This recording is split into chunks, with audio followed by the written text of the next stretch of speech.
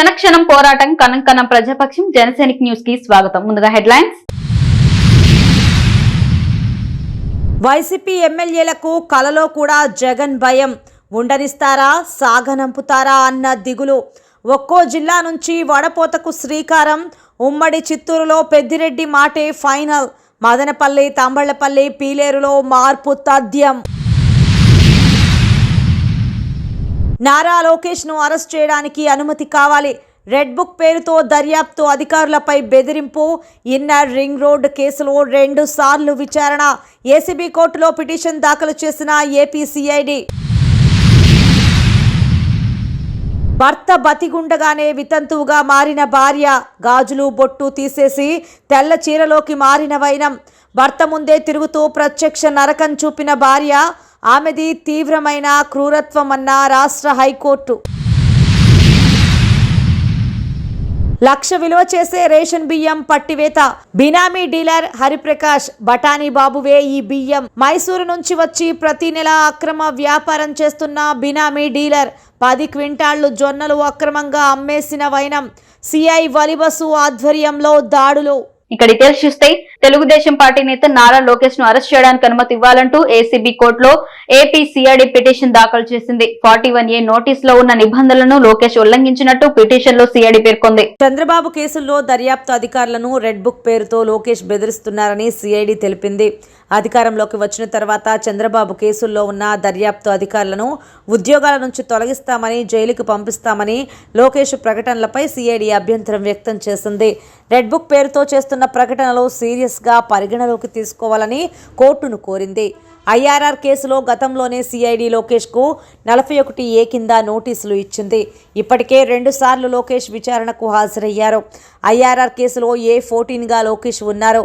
వాంగ్మూలాలు ఇవ్వడాన్ని లోకేష్ తప్పుబడుతూ చేసిన వ్యాఖ్యలు వివాదాస్పదంగా మారాయి.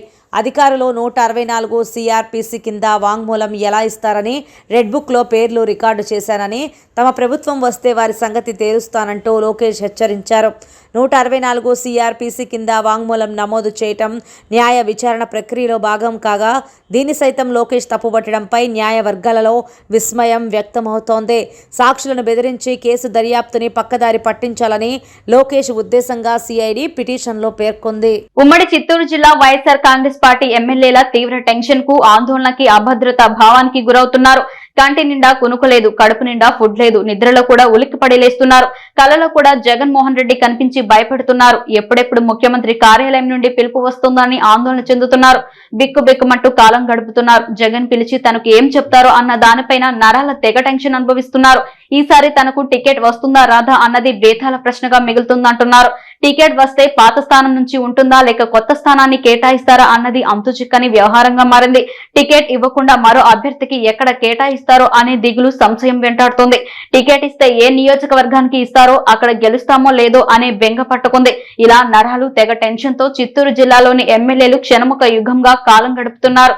గతంలో ఎన్నడూ లేనంత టెన్షన్ వైసీపీ ఎమ్మెల్యేలు అనుభవిస్తున్నారు. ఇంత టెన్షన్ జీవితంలో వారు ఎప్పుడు అనుభవించి ఉండరు. కాగా మైనార్టీలకు పట్టు ఉన్న మదనపల్లి నియోజకవర్గంలో కూడా అభ్యర్థి మార్పు ఉండవచ్చునని భావిస్తున్నారు. ప్రస్తుత ఎమ్మెల్యే నవాజ్ బాషా స్థానంలో మాజీ ఎమ్మెల్యే దేశాయి తిప్పారెడ్డి, గతంలో పంచాయతీరాజ్ ఇంజనీర్గా పనిచేసిన నిస్సార్ అహ్మద్ పేర్లు పరిశీలనలో ఉన్నట్టు తెలుస్తోంది. అయితే సినీ నటుడు ఆలీని కూడా రంగంలోకి దించే అవకాశం ఉన్నట్లు జోరుగా ప్రచారం జరుగుతోంది. తంబళ్లపల్లి నుంచి మంత్రి పెద్దిరెడ్డి సోదరుడు ద్వారకనాథ్ రెడ్డి ఎమ్మెల్యేగా ఉన్నారు. ఆయనకు కూడా స్థాన చలనం ఉండవచ్చునని భావిస్తున్నారు. పీలేరు ఎమ్మెల్యే చింత్ర రామచంద్రారెడ్డిని తిరిగి కొనసాగిస్తారని ఒక వర్గం భావిస్తుండగా, అక్కడ మాజీ ముఖ్యమంత్రి కిరణ్ కుమార్ రెడ్డి సోదరుడు కిషోర్ కుమార్ రెడ్డిని ఎదుర్కొనే ధీటైన అభ్యర్థి కోసం అన్వేషణ కొనసాగుతోంది. అవసరమైతే పెద్దిరెడ్డి కుటుంబ సభ్యులలో ఒకరు పోటీ చేసే అవకాశం కూడా లేకపోలేదని అంటున్నారు. వైఎస్ఆర్ కాంగ్రెస్ పార్టీ అధ్యక్షుడు ముఖ్యమంత్రి వైఎస్ జగన్మోహన్ రెడ్డి రానున్న ఎన్నికలకు కసరత్తు ప్రారంభించారు. ఒక్కొక్క జిల్లాలోని ఎమ్మెల్యేలను, ఆశావాహులను పిలిపించుకుని మాట్లాడుతున్నారు. కొందరికి ఉద్వాసన పలుకుతున్నారు. వారి స్థానంలో కొత్త అభ్యర్థులకు అవకాశం ఇస్తున్నారు. మరికొందరికి స్థాన చలనం ఉంటుందని చెబుతున్నారు. పక్క నియోజకవర్గాలను కేటాయిస్తున్నారు. పార్లమెంటు సభ్యులు ఎమ్మెల్యేలు అవుతున్నారు. కొందరు ఎమ్మెల్యేలు, మంత్రులు పార్లమెంటు సభ్యులుగా పోటీ చేయాల్సిన పరిస్థితి వస్తోంది. ముఖ్యమంత్రి జగన్ నుంచి ఎప్పుడు ఏ వార్త వినాల్సి వస్తుందో అన్న ఆందోళన శాసనసభ్యులను కలవరపెడుతోంది. శాసనసభ్యులు తమ తమ గాడ్ ఫాదర్స్ చుట్టూ తిరుగుతున్నారు. చిత్తూరు జిల్లాలోని శాసనసభ్యులు మంత్రి పెద్దిరెడ్డి, మిథున్ రెడ్డిల చుట్టూ తిరుగుతున్నారు.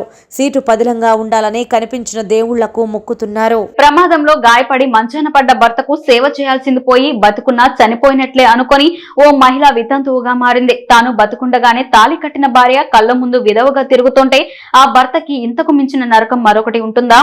నుదుటి బొట్టు తీసేసి గాజులు కూడా వేసుకోకుండా తెల్లని వస్త్రాలను ధరించి తన భార్య ప్రత్యక్ష నరకం చూపించిందని ఓ భర్త తీవ్ర మనోవేదనతో ఢిల్లీ హైకోర్టును ఆశ్రయించాడు. ఈ కేసులో వాదోపవాదాలను విన్న హైకోర్టు జడ్జిలు జస్టిస్ సురేష్ కుమార్, జస్టిస్ నీనా బన్సల్ కృష్ణ తాను జీవించి ఉండగా భార్య వితంతువుగా నటించడం ఏ భర్తకైనా దారుణమైన అనుభవం. అది తాను తీవ్రంగా గాయపడినప్పుడు అలా జరిగితే ఇంకా బాధ కలిగిస్తుంది. గాయపడి ఇబ్బందులు పడుతున్నప్పుడు భార్య నుంచి ఏ భర్త అయినా కాస్త శ్రద్ధ, దయ, జాలి ఆశిస్తాడు. ఇందుకు విరుద్ధంగా పిటిషనర్ భార్య ప్రవర్తించడం తీవ్రమైన క్రూరత్వమే అని తెలిపారు. భర్తకు అనుకూలంగా కుటుంబ కోర్టు విడాకులు మంజూరు చేయడాన్ని సవాల్ చేస్తూ భార్య వేసిన పిటిషన్ను కొట్టివేసింది. భర్త పట్ల ఆమె క్రూరంగా ప్రవర్తించిందని న్యాయస్థానం అభిప్రాయపడింది. ఓ భర్తకు తాను బతికుండగానే భార్య విధవగా తిరగడాన్ని చూసి తట్టుకోవడం కంటే మరో నరకం ఉండదని చెప్తూ ఇద్దరికీ విడాకులు మంజూరు చేశారు. ఇలాంటి మహిళల వల్ల సమాజానికి మచ్చ వస్తోందని మండిపడ్డారు. మదనపల్లి 1వ పట్న సీఏ వలీ బస్ ఆధ్వర్యంలో ₹1,00,000 విలువ చేసే రేషన్ బియ్యాన్ని పట్టుకున్నారు. గురువారం సాయంత్రం ఈ రేషన్ బియ్యాన్ని ఈశ్వరమ్మ కాలనీ సమీపంలోని మాలిక్ ఫంక్షన్ హాల్ వద్ద ఒక ప్రైవేట్ వాహనంలో వస్తుండగా సీఐ కాపు కాచి 40 క్వింటాల బియ్యాన్ని పట్టుకున్నారు. సీఐ కేసు నమోదు చేసి దర్యాప్తు చేస్తున్నారు. ఇందుకు సంబంధించిన వివరాలు ఇలా ఉన్నాయి. అయితే అక్కడ బినామీ డీలర్ బఠానీ బాబు లేకపోవడంతో బియ్యం సీజ్ చేసి అక్కడ ఉన్న హబీబ్ను అరెస్ట్ చేశారు. ఈ బియ్యం హేమలత పేరుతో ఉన్న 33వ షాపు నుంచే తరలిస్తున్నట్లు స్థానికులు వెల్లడించారు. మైసూర్లో కాపురం ఉంటున్న బఠానీ బాబు అక్రమ వ్యాపారంలో బాగా అనుభవం ఉంది. వాస్తవానికి గోడౌన్లో హేమలత భర్త ఆర్ రమేష్ నామినీగా ఉంటున్నారు. ఇతని స్థానంలో బఠానీ బాబు ఆధారంగా వేలిముద్ర వేసి అక్రమానికి పాల్పడుతున్నారు. ఈ విషయం సంబంధిత అధికారులకు తెలిసినా పట్టించుకోకుండా ఉంటున్నారు. అంతేకాకుండా రేషన్ కార్డుదారులకు 20 క్వింటాళ్ల జొన్నల పంపిణీ చేసేలా స్టాక్ వచ్చింది. ఇందులో 10 క్వింటాళ్ల జొన్నలను అక్రమంగా అమ్మివేసినట్లు ఆరోపణలు వస్తున్నాయి. ఆర్డీఓ మురళి, తహసీల్దార్ ఆధ్వర్యంలో విచారణ చేస్తే ఈ అక్రమాలన్నీ బయటపడే అవకాశం ఉంది.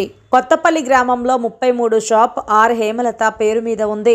ఈ షాపులు గత కొన్నేళ్లుగా హరిప్రసాద్ బినామీ డీలర్గా ఉంటూ షాపు నిర్వహిస్తున్నాడు. బఠానీ బాబు మైసూర్లో ఉంటూ ప్రతి నెల 1వ తేదీ నుండి 10వ తేదీ వరకు మదనపల్లికి వచ్చి ఈ రేషన్ షాపు నిర్వహిస్తున్నాడు. ఈ షాపు నుండే కాకుండా పలు రేషన్ షాపులకి బినామీ డీలర్గా వ్యవహరిస్తున్నారు. తన షాపుల నుండే కాకుండా బయట షాపుల్లో కూడా బియ్యం కొని అక్రమ వ్యాపారం కొనసాగిస్తున్నాడు.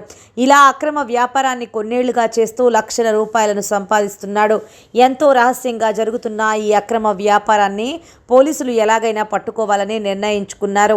ఈ మేరకు కొత్తపల్లిలోని 33 రేషన్ షాపు నుండి ఒక ప్రైవేటు వాహనంలో 40 క్వింటాళ్ల బియ్యం బస్తాలను కర్ణాటకకు తరలించేందుకు తీసుకొస్తుండగా 1వ పట్టణ సీఐ కాపు కాచి పట్టుకోవడం జరిగింది. యువగలం నవసకం ప్రజాబలం విజయనగరం జిల్లా పోలేపల్లి వద్ద జరిగిన సభ నా భూతో నా భవిష్యత్ అన్నట్లు సాగింది. కుప్పంలో ప్రారంభమైన నారా లోకేష్ పాదయాత్ర 226 రోజులు 97 నియోజకవర్గాలు 3132 కిలోమీటర్లు సుదీర్ఘంగా నడక పూర్తి చేశారు. గతంలో అనేక మంది పాదయాత్రలు చేసినప్పుడు ప్రభుత్వాలు వారికి అన్ని విధాలా సహకరించి తగిన బందోబస్తు కల్పించి సజావుగా పాదయాత్ర పూర్తయ్యేదానికి సహకరించారు. అయితే అందుకు భిన్నంగా సాగిన లోకేష్ పాదయాత్ర చరిత్రలో సువర్ణాక్షరాలతో లిఖించబడిందని తెలుగుదేశం పార్టీ జిల్లా అధికార ప్రతినిధి ఆర్జే వెంకటేష్ స్పష్టం చేశారు. శుక్రవారం నిమ్మనపల్లి రోడ్ సర్కిల్లో ఆర్జే వెంకటేష్ నిర్వహించిన విలేకరుల సమావేశంలో మాట్లాడుతూ లోకేష్ పాదయాత్రకు ప్రభుత్వం పోలీసుల ద్వారా అడుగడుగున అడ్డంకులు సృష్టించి కేసులు పెట్టి వేధించారు. లోకేష్కి మైక్ ఇవ్వకుండా లాక్కున్నారు. కుర్చీ ఎక్కి మాట్లాడితే కుర్చీ కూడా లాక్కున్నారు. ఇటువంటి నిర్బంధాల మధ్య నారా లోకేష్ పాదయాత్ర పూర్తి చేయడం ఒక చారిత్రాత్మక ఘట్టంగా మారింది. కాగా పాదయాత్ర ముగింపు సభలో పవన్ కళ్యాణ్, చంద్రబాబు నాయుడు ఒకే వేదిక మీద ప్రసంగించడం ఇదే మొదటిసారి. ఈ అరుదైన సంఘటనతో ఉత్తరాంధ్ర ప్రజలు బారులు తీరి సభను విజయవంతం చేశారని వెంకటేష్ సంతోషం వెల్లిబుచ్చారు. ఈ సందర్భంగా పవన్ కళ్యాణ్ మాట్లాడుతూ తెలుగుదేశం జనసేన కలయిక రాష్ట్ర భవిష్యత్తు కోసం, నిరుద్యోగుల భవిష్యత్తు కోసం, రాష్ట్ర అభివృద్ధి కోసమని తెలుగుదేశం జనసేన గ్రామ స్థాయి వరకు కలిసి పనిచేయాలని కుండబద్దలు కొట్టారని కొనియాడారు. జనసేన తెలుగుదేశం పార్టీ మైత్రి దశాబ్ద కాలం కొనసాగాలని ఆకాంక్షించారు. ఈ సమావేశంలో మైనార్టీ నాయకులు అన్వర్ బాషా, రాజంపేట పార్లమెంటు మహిళా ప్రధాన కార్యదర్శి విజయమ్మ, మాజీ నిమ్మనపల్లి మండల అధ్యక్షుడు మేష రామకృష్ణ, వట్టికొండ రెడ్డప్ప, కత్తి రామ్మూర్తి, శ్రీనివాసులు, రామయ్య, మైనార్టీ సెల్ అధికార ప్రతినిధి అన్వర్ బాషా తదితరులు పాల్గొన్నారు. నవగలం ప్రజాబలం నిన్న ఉత్తరాంధ్రలో విజయనగరం జిల్లా భోగాపురం దగ్గర పోలేపల్లిలో జరిగినటువంటి యువగలం ముగింపు సభ ఉత్తరాంధ్ర జిల్లాలోనే నభూతో నభవిష్యత్. గతంలో ఎన్నో సభలు నిర్వహించారు, కానీ ఇంతటి ఘన విజయం సాధించిన సభ ఎప్పుడూ జరగలేదు. మొట్టమొదటిసారిగా జనసేన నాయకులు పవన్ కళ్యాణ్ గారు, చంద్రబాబు నాయుడు గారు ఒకే వేదిక మీద ఒకే ఫ్రేమ్లో కనపడడం ప్రజలకు కనువిందు చేసింది. ఆ సందర్భంగా వాళ్ళు ఇచ్చినటువంటి సూచనలు, వాళ్ళు చేసినటువంటి ప్రసంగాలు ప్రజలను ఆకట్టుకున్నాయి. ఈ రాష్ట్ర భవిష్యత్తు కోసం త్యాగం చేయాల్సిన అవసరం ఉందని చెప్పి పవన్ కళ్యాణ్ గారు చెప్పడం అభినందించదగిన విషయం. వెనకబడిపోయినటువంటి రాష్ట్రాన్ని ముందుకు తీసుకుపోవడానికి, ముఖ్యంగా నిరుద్యోగులకి విద్య, ఉద్యోగ, ఉపాధి అవకాశాలు కల్పించడానికి ఈరోజు అక్కడ స్పష్టమైనటువంటి హామీలు ఇవ్వడం జరిగింది. తొందరలో జరిగే ఉమ్మడి మేనిఫెస్టోలో అక్కడ ఇద్దరు కలిసి జనవరిలో ఉమ్మడి మేనిఫెస్టో. కబ్జా కోరల్లో ఇందిరమ్మ ఇంటి స్థలాలు హౌసింగ్ అధికారులతో కుమ్మక్కై వాటాలతో కబ్జాలను ప్రోత్సహిస్తున్న రెవెన్యూ అధికారులు. మదనపల్లె పట్టణ శివారు ప్రాంతాల్లో ఇది నిత్య కృత్యంగా మారినా ఎక్కడా చర్యలు తీసుకోరు. పత్రికల్లో, మీడియాలో వార్తలు వచ్చినప్పుడు నానా హడావిడి చేసే సంబంధిత అధికారులు విషయం సద్దుమణిగాక యథారాజ తదప్రజ అన్నట్లు వ్యవహరించడం కోసమేరపే అని చెప్పాలి. నిరుపేదలకు రేషన్ కార్డు ఆధారంగా లబ్ధిదారుడికి ఇళ్లను మంజూరు చేస్తారు. అయితే మదనపల్లి పట్టణంలో సుబ్రహ్మణ్యం అనే వ్యక్తి ఓ రేషన్ కార్డుతో బండ మీద కమ్మపల్లిలో 18 ప్రభుత్వ స్థలాలను కబ్జా చేసి అమ్మేస్తున్న వైనం ఆలస్యంగా వెలుగులోకి వచ్చింది.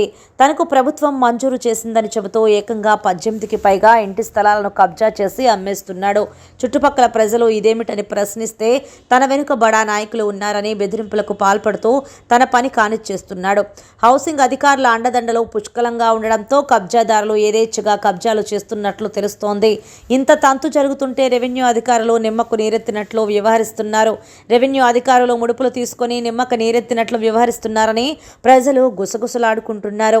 రెవెన్యూ అధికారులు స్పందించి భూ కబ్జాల వ్యవహారాన్ని అరికడితే బాగుంటుందని ప్రజలు నిజమైన లబ్ధిదారులు కోరుతున్నారు.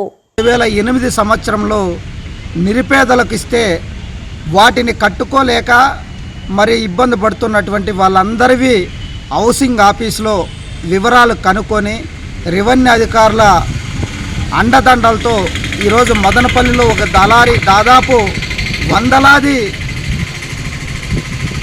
ఫ్లాట్లను, ఇండ్లను కబ్జా చేసి వీటిని వ్యాపారం చేస్తున్నాడు. వీటిపైన చాలాసార్లు మేము ఎంఆర్ఓకు ఫిర్యాదు చేశాం, సబ్ కలెక్టర్కు ఫిర్యాదు చేశాం. కనీసం వాటిపైన ఉలుకు పలుకు లేనటువంటి రెవెన్యూ యంత్రాంగం ఉండడం వల్ల ఇవి యథేచ్ఛగా వ్యాపారాలు జరుగుతున్నాయి. పేదలకు అందాల్సినటువంటి ప్రభుత్వం ఏ వ్యయంతో అయితే పేదలకు ఇచ్చారో దాన్ని కబ్జా చేసి దానికి ఫేక్ డాక్యుమెంట్లు క్రియేట్ చేసి అమ్మకాలు జరుగుతున్నాయి. ఈరోజు లక్షలు వ్యాపారాలు జరుగుతున్నాయి. దీనిపైన వెంటనే మరి రెవెన్యూ, ఇటు హౌసింగ్ అధికారులు బాధ్యత వహించాల్సినటువంటి అవసరం ఉంది. 2వ వార్డులో ఉన్నటువంటి సచివాలయంలో పనిచేస్తున్నటువంటి విఆర్ఓ, అక్కడ ఉన్నటువంటి సర్వేర్ కానీ అక్కడ ఉన్నటువంటి మరి సిబ్బంది దీనికి సంబంధించి పూర్తి వివరాలు ఒక దళారికి సుబ్బు అనేటువంటి సుబ్రహ్మణ్యం అలియా సుబ్బు అనేటువంటి వ్యక్తి దాదాపు ఇక్కడ ఎక్కడ ఖాళీ కనిపిస్తే వాటికి వెంటనే ఫేక్ డాక్యుమెంట్ క్రియేట్ చేసి హౌసింగ్లో శాంక్షన్ అయినట్టు హౌసింగ్లో లెటర్ తీసుకోవడము, మొత్తం వీటిని వ్యాపారాలు జరుగుతున్నాయి. వీటిపైన వెంటనే చర్యలు తీసుకొని పేదలకు అందాల్సినటువంటి ఇండ్లను పేదలకు దక్కే విధంగా తగు చర్యలు తీసుకోవాల్సినటువంటి అవసరం ఉంది. దీనిపైన పూర్తి స్థాయిలో విచారణ చేసి దర్యాప్తు చేసి బాధ్యుని పైన మరి క్రిమినల్ యాక్షన్ తీసుకోవాలని ఇటు రెవెన్యూ ముఖ్యమంత్రి జగన్మోహన్ రెడ్డి తీసుకుంటున్న ప్రజా వ్యతిరేక విధానాలపై న్యాయాన్ని కాపాడే న్యాయవాదులే పోరాడాల్సి రావడం నిజంగా సిగ్గుచేటు. ఇటీవల తీసుకొచ్చిన భూ హక్కు చట్టం మొత్తం లోపభూయిష్టం. ఆ చట్టాన్ని వెంటనే రద్దు చేయాలని రాష్ట్ర వ్యాప్తంగా న్యాయవాదులు నిరసనలతో హోరెత్తిస్తున్నారు. వారికి మా సంపూర్ణ సహకారం మద్దతు ఇస్తున్నామని మాజీ ఎమ్మెల్యే తెలుగుదేశం నేత షాజహాన్ బాషా స్పష్టం చేశారు. భూ హక్కు చట్టాన్ని వెంటనే రద్దు చేయాలని రాష్ట్ర వ్యాప్తంగా న్యాయవాదులు డిసెంబర్ 1 నుంచి నిరసనలు కొనసాగిస్తున్నారు. శుక్రవారం మదనపల్లి బార్ అసోసియేషన్ ఆధ్వర్యంలో భూ హక్కు చట్టాన్ని రద్దు చేయాలని చేపట్టిన నిరసన కార్యక్రమానికి మదనపల్లి మాజీ శాసనసభ్యులు షాజహాన్ బాషా మద్దతు ప్రకటించారు. ఈ సందర్భంగా ఆయన మాట్లాడుతూ ఈ చట్టం ద్వారా ప్రజల భూములపై లీగల్ పరిజ్ఞానం లేని అధికారులు శాసించే ప్రమాదం ఉందని, ఏపీ భూ హక్కు చట్టంతో సామాన్య ప్రజల భూములకు రక్షణ ఉండదని, ఈ చట్టం పేదల పాలిట శాపంగా మారుతుందని హెచ్చరించారు. జగన్మోహన్ రెడ్డి ప్రభుత్వం తీసుకొచ్చిన కొత్త చట్టాన్ని వెంటనే రద్దు చేయాలని డిమాండ్ చేశారు. ఈ కార్యక్రమంలో బార్ అసోసియేషన్ డివి రమణ, గణపతి నాయుడు, ఏవి శివకుమార్ రెడ్డి, టీడీపీ నాయకులు బాలస్వామి, నవీన్ చౌదరితో పాటు పెద్ద సంఖ్యలో తెలుగుదేశం పార్టీ కార్యకర్తలు పాల్గొన్నారు. నిరంతరం మాతో ఉంటారు ఈ ఇష్యూస్ లో కూడా. ఈరోజు వాస్తవం చెప్పాలంటే ఒక ఇంటికి పెద్ద మనిషి ఉన్న పెద్ద మనిషికి ఫస్ట్ ఇల్లు ఎలా నడపాలని అవగాహన ఉండాలి. రాష్ట్రానికి ఉన్న ముఖ్యమంత్రికి రాష్ట్రం ఎట్లా నడిపించాలా అని చెప్పి అవగాహన ఉండాలి. ముందు ఆయనకి టైటిల్ సూట్ అనేది ఏమి దానిపైన డిగ్రీ పైన ఈపీ స్టేటస్ ఏమి, అది కాకుండా ఇవి ప్యూర్లీ వచ్చి ఒక ఆస్తి పరంగా ఇద్దరు వాది ప్రతివాది పైన జరిగే టైటిల్ సూట్ వ్యవహారం. దీనికి సంబంధిత కోర్టు భారతదేశ రాజ్యాంగంలోనే క్లియర్ కట్గా ఉంది. సంబంధిత కోర్టు ఏ పరిధిలో భూమి ఉందో ఆ పరిధి కోర్టులో కేసు చేసుకొని 8 సంవత్సరాలు 10 సంవత్సరాలు దాన్ని ట్రయల్ చేసి వాస్తవాలు అవాస్తవాలు తేల్చి సంబంధిత రెవెన్యూ అధికారులను పిలిచి వాళ్ళ దగ్గర ఉన్న ఏ రిజిస్టర్ కానీ ఫేర్ అడంగల్ కానీ మొత్తం చెక్ చేసి క్షుణ్ణంగా పరిశీలించి కోర్టు వారు దానికి సరైన నిర్ణయం తీసుకొని ఒక తీర్పు ఇస్తారు. It is called title suit. ఇది మినిమం అవగాహన లేని మనిషి ముఖ్యమంత్రి అయిపోతే అతను తీసుకొని పోయి ఆర్డీఓకి లేదంటే ఒక తహసీల్దార్కి టైటిల్ సూట్ ఇచ్చేస్తే రేపు నేను ఎమ్మెల్యేగా ఉంటా, నాకు కావాల్సిన మనిషి నా దగ్గర వస్తాడు అన్న టైటిల్ సూట్ ఇష్యూ అది జరుగుతూ ఉందన్న, 6 రూపంగానో టైటిల్ సూట్ రూపంగానో జరుగుతూ ఉందన్న, మీరు ఒక మాట దయచేసి మీరు తహసీల్దార్కి చెప్పండి అంటే ఇంక తహసీల్దార్ నేను ట్రాన్స్ఫర్ చేసి నేను ఇక్కడికి పోస్టింగ్ ఇప్పించిన మనిషి ఇంకా నేను చెప్పినట్టు చేస్తాడా? ఆపోజిట్ మనిషి ఉంటే క్షణక్షణం పోరాటం, కణం ప్రజాపక్షం. జనసైనిక్ న్యూస్ ఇంతటితో సమాప్తం. తిరిగి రేపటి బులెటిన్ లో మళ్ళీ కలుసుకుందాం. అంతవరకు సెలవు, నమస్కారం.